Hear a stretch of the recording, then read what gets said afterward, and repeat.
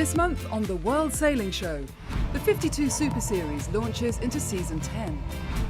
Teenagers shine at the Kite Youth Worlds, and carbon fibre recycling in sport.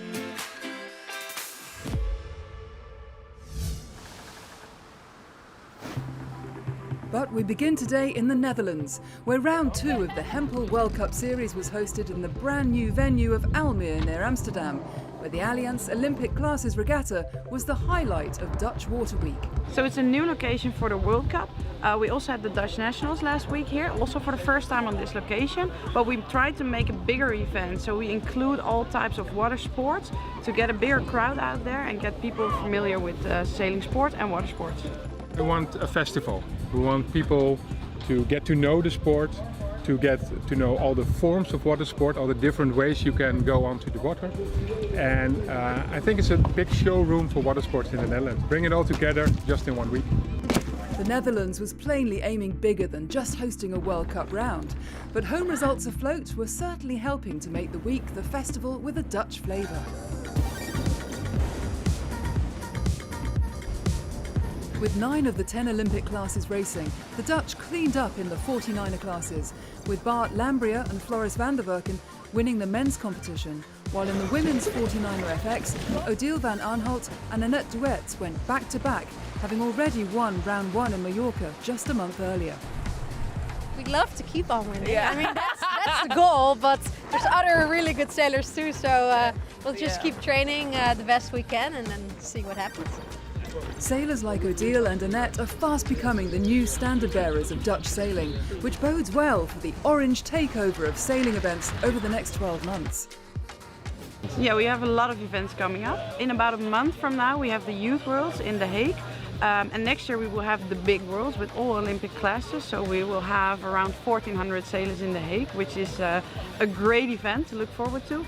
And the World Cup, of course, will be back next year here in Almere.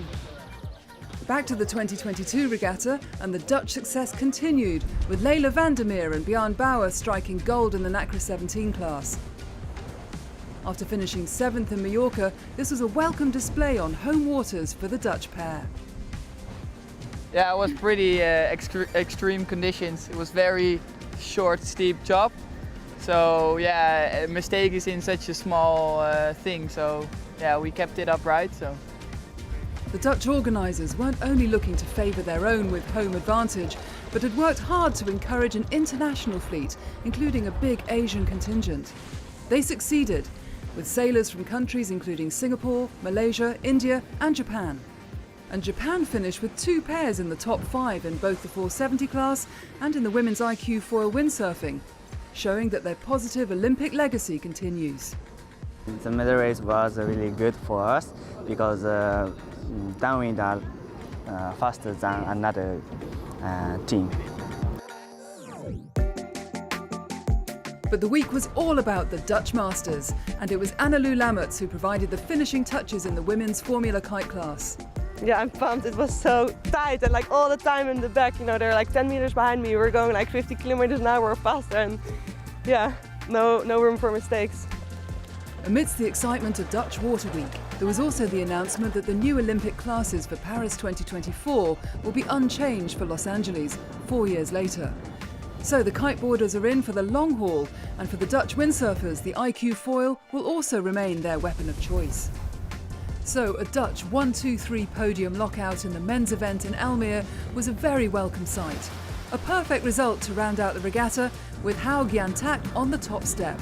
And that only means we're going to go for more successes in the future and more easy wins, because we all are in our team so strong that we're going to have an easy time in the big fleet.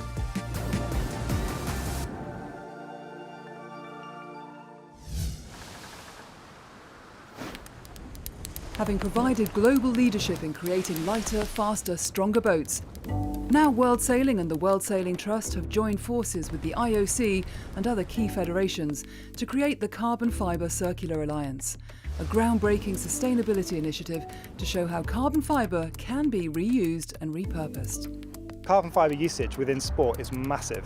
When you compare it to other industries, it's actually the 3rd largest user currently, and it's projected to be the 2nd largest user fairly soon. it's used mainly for its strength and its lightness. So when any of those properties are taken away, so if there's any slight deviation in its construction, then literally it's thrown away. And 95% of carbon fibre ends up in landfill. The project is to look at the circularity of carbon fibre in the sports industry. So taking a broken component, realigning those fibres and producing a line tape that can be used back into that same component. So imagine a bike frame or a tennis racket. When it breaks, you actually return it and get a discount on your new racket, which is made with reclaimed carbon fibre.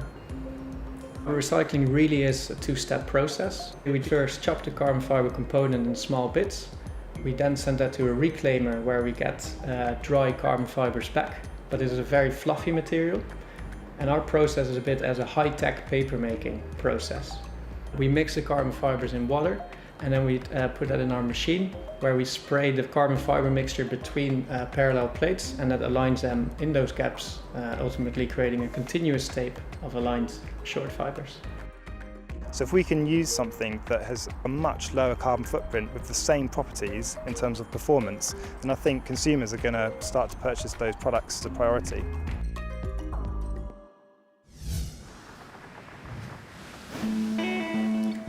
How to celebrate a 10th anniversary? If you're the world's leading Grand Prix monohull circuit, it has to be the Abanca 52 Super Series Bayona Sailing Week. The first of 5 regattas, making up season 10 of the successful pinnacle in the sport. Really looking forward to competitive racing again. We've got 9 boats here on the start line. Looking forward to getting into the racing and then trying to get back up then to the top of the leaderboard. Man of the moment, Rolex World Sailor of the Year, Tom Slingsby, got the Super Series off to a flying start. Fresh from winning the Sail GP opener in Bermuda, the Aussie guided Team Phoenix to victory in the first of 9 races scheduled for the 5-day competition. Tony Norris steered Platoon, one of 3 boats in the fleet fitted with new upgraded keel fins, and showed their class to win race 2. 4-time series winner Quantum Racing last won the overall back in 2018 and had ended day 1 with 2 mid-fleet finishes. That all changed on day 2 as they notched up a first and second place to move within 4 points of Team Phoenix.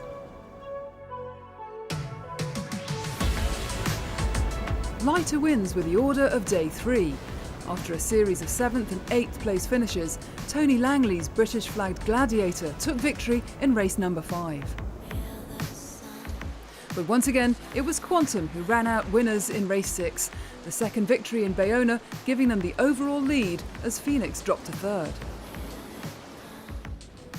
Quantum took another step closer to their first 52 Super Series regatta win since 2019 as they won the only race of day 4. Phoenix and Platoon finished behind them in 2nd and 3rd place respectively. That left the Americans heading into the final day with a 4-point lead over their closest rival. Up until now, the fleet have been racing in northerly winds, but day 5 ushered in a southwesterly breeze. It's looking pretty good for racing. I think we might be a little bit delayed, but then the sea breeze is going to kick in, probably sort of ranging from 9 to 13 knots of breeze. But we should be able to get 2 races in, which will be nice.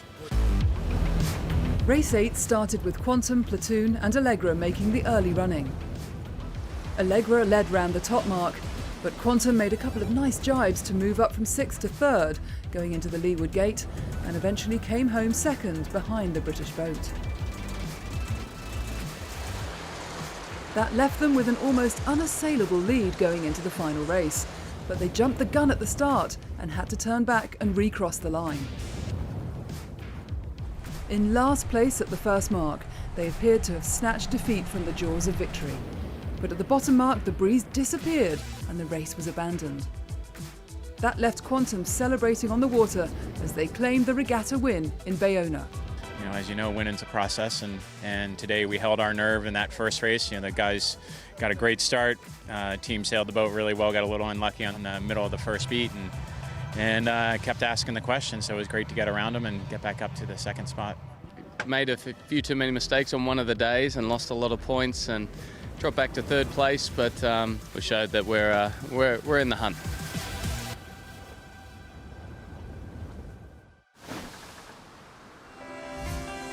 Coming up in part 2, the Pro Sailing Tour kicks off in Corsica and the launch of the glittering Star Sailors League.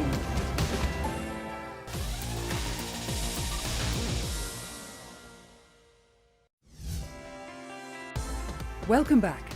Still to come, drama on the Straits of Bonifacio and America's Cup news from Alinghi.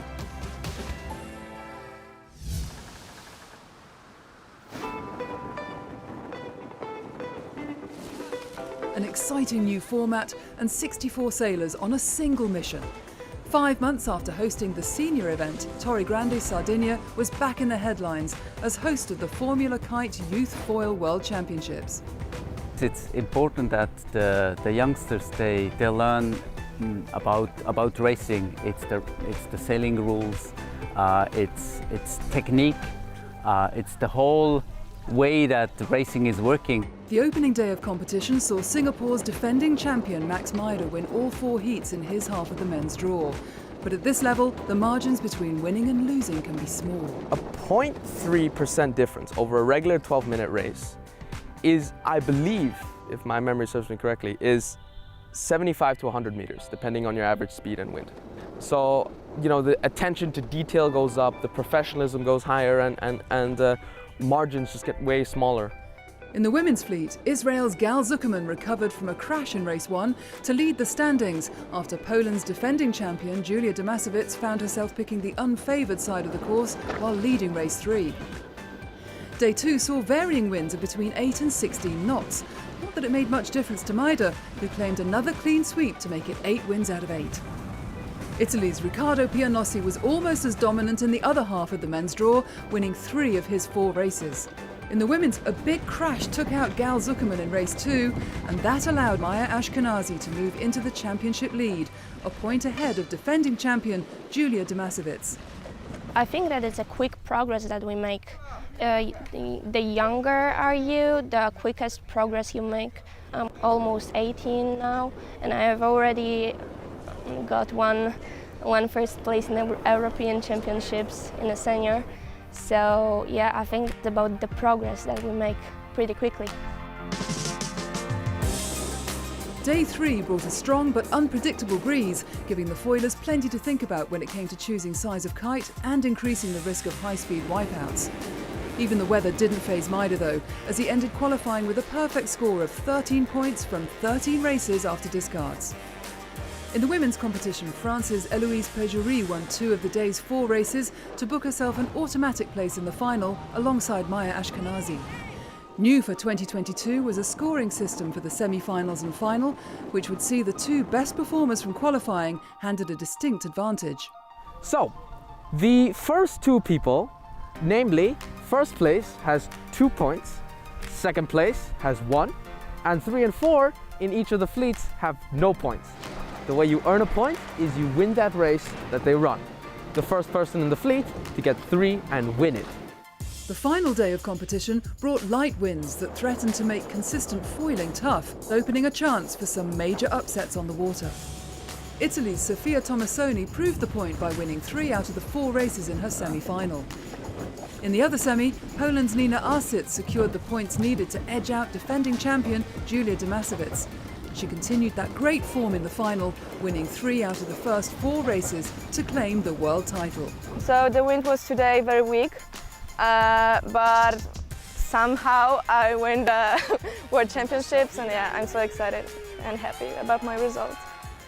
The boys' final was more of a formality for Max Meider. With his 2-point advantage from qualifying, a 3rd place finish in race 1, followed by a win in the 2nd, was enough to retain his title. 2 Asians at the podium. Oh my God, I cannot believe this. I cannot. I mean, look at this. Like Asia is coming, and it's with full force.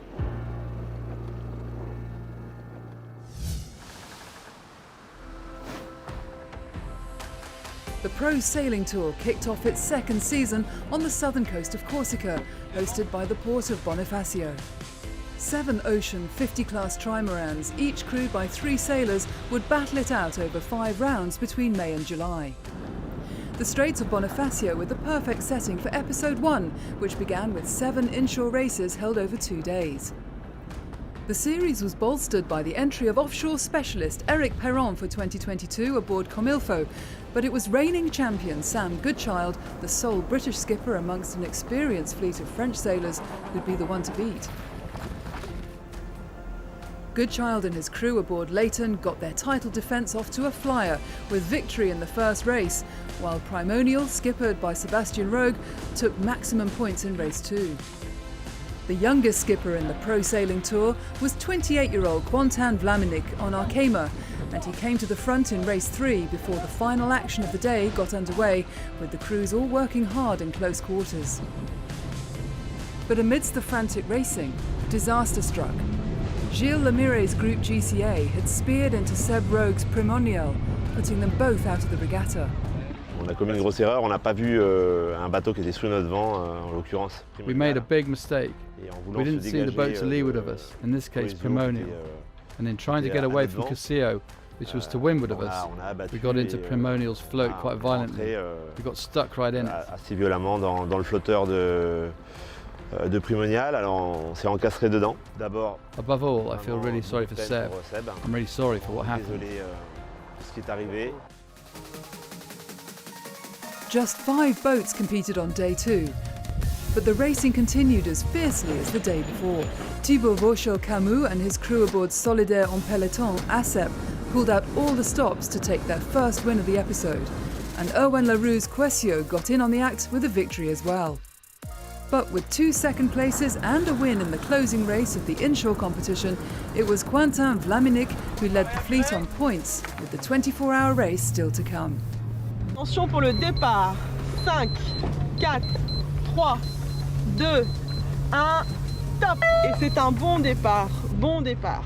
The planned offshore race would have taken the teams around the island of Corsica, but light winds meant the shortened 164-mile course took them west to the capital, Ajaccio, and back through the Straits of Bonifacio.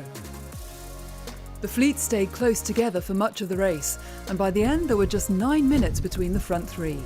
Quessio finished in 3rd place, with Leighton just ahead in 2nd. But winning the 24-hour race by 8 minutes, and the regatta overall, was Arkema. A fantastic effort by Alex Pella, Antoine Gauthier and skipper Quentin Vlaminck.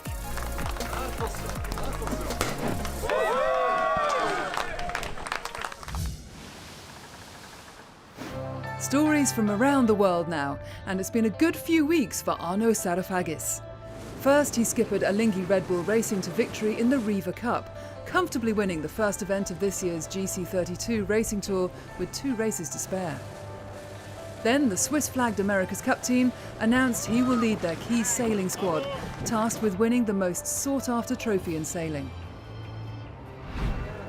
A mere 8 months in the making, Flying Nika has made its inaugural flight off the coast of Spain. Designed by Irishman Mark Mills, built at the King Marine shipyard in Valencia and skippered by owner Roberto Lacorte, the 60-foot longboat is the first full-foiling sailing yacht in the Mini Maxi class.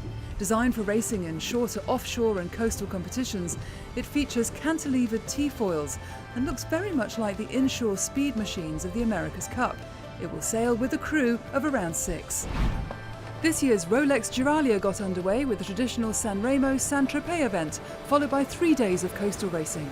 Adriano Calvini's Itagentadu took honours in the San Remo race, while Maxi Jethu, owned by Peter Ogden, dominated in the IRC 0 class of the inshore event. The full story of the Rolex Duralia Classic coming next month. Finally, the Olympic Museum in Lausanne hosted a who's who of sailing to mark the official inauguration of the Star Sailors League. As well as celebrating the launch of the Gold Cup, the venue played host to grinding and hoisting competitions and an on-land sailing experience, courtesy of an Optimist and a laser fitted with high-tech simulators.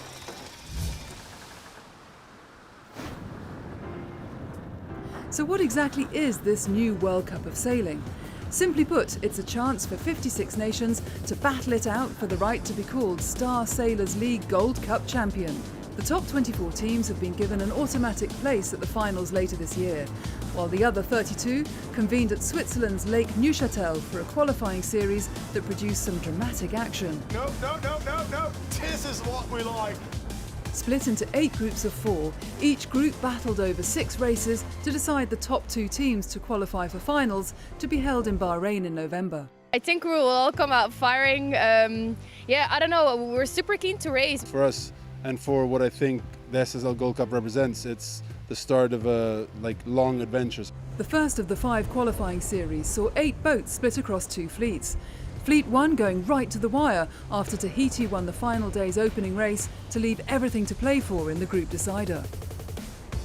Having missed the start of the previous race, Bermuda executed a bold move off the start to leave their rivals treading water. In the chaos that ensued, Antigua made the best of their bad start to sail home behind Bermuda in 2nd place and finish top of the group. Tahiti's 3rd place ensured they collected enough points to secure the runners-up spot and with it, qualification for Bahrain. Great way to wrap up on a double points day. I'm super proud of the team and what they've achieved to this point. The last day's competition in the 2nd fleet saw a light breeze that would ultimately force the cancellation of the final race. Estonia and Ireland had dominated the group, but in race 4 it was Serbia who got the better start. Out on the water, there were some intense tacking duels, with Estonia finally moving into the lead. Behind them, the jury was very busy handing out numerous penalties. The leaders kept out of trouble to claim their 3rd victory on the water, and with it, qualification for Bahrain. Behind them, Ireland finished 3rd to claim the runners-up spot and their place in the finals. We hadn't sailed the boat together as one team, so it was really important to put a good team together, to know you arrived with a full 100% squad of Irish heroes in my book. Hong Kong didn't even make it to the start for the 2nd round of the qualifying series, leaving Slovenia, Lithuania and Ecuador to fight it out for the top 2 places in their group. Having won 2 of the first 3 races, Slovenia found themselves tacking behind early leaders Lithuania at the start of race 4. But it was Ecuador who gradually moved to the front. After leading for half the race, they made a fatal error that saw their spinnaker turn into a floating anchor. It was a mistake that would cost them dearly, leaving Slovenia to cross the line first to make it 3 wins out of 4. Another victory and 2nd place in the final 2 races left them comfortable group winners, with Lithuania pipping Ecuador by a point to join them for the trip to Bahrain.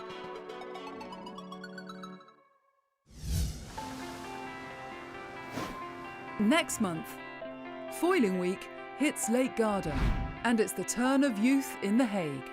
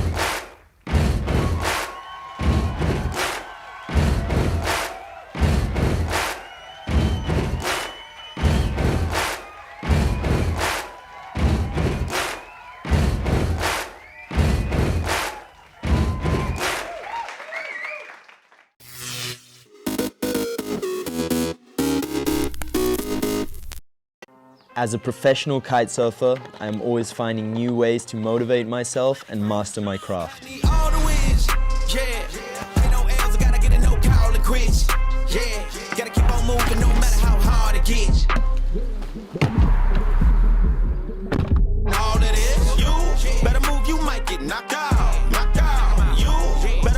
To perform at the highest level, being in the right state of mind before getting out on the water is extremely important. In my own headspace and fully focused.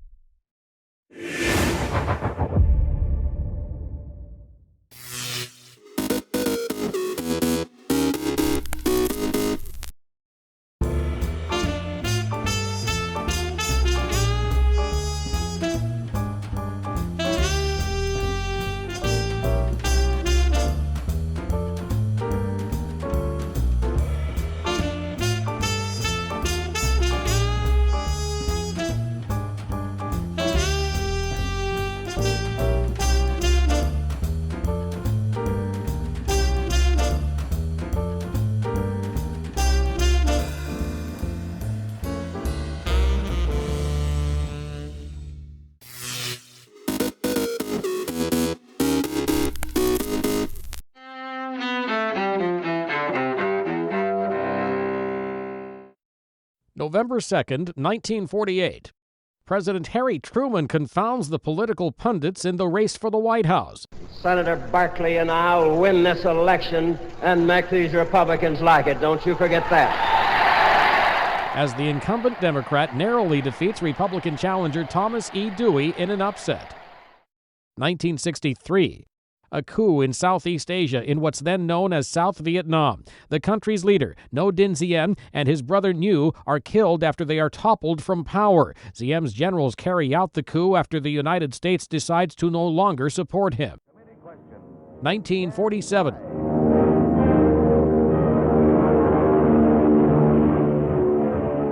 Howard Hughes pilots his huge wooden flying boat known as the Spruce Goose on its only voyage. His flight over Long Beach Harbor, California lasts about a minute and covers a mile.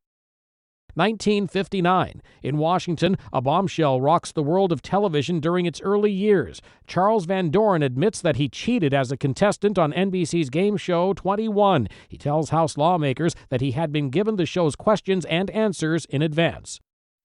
And 1961.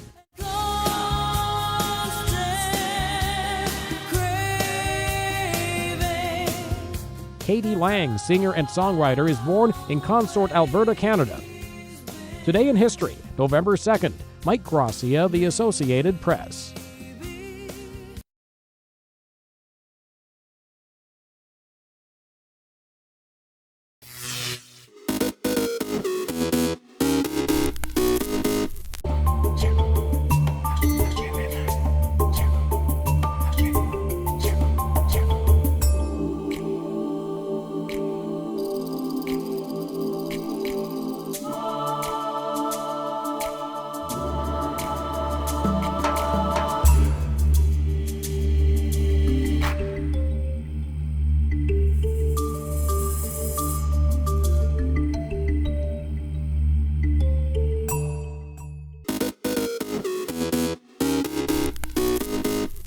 Welcome back in our studio, and in today's news,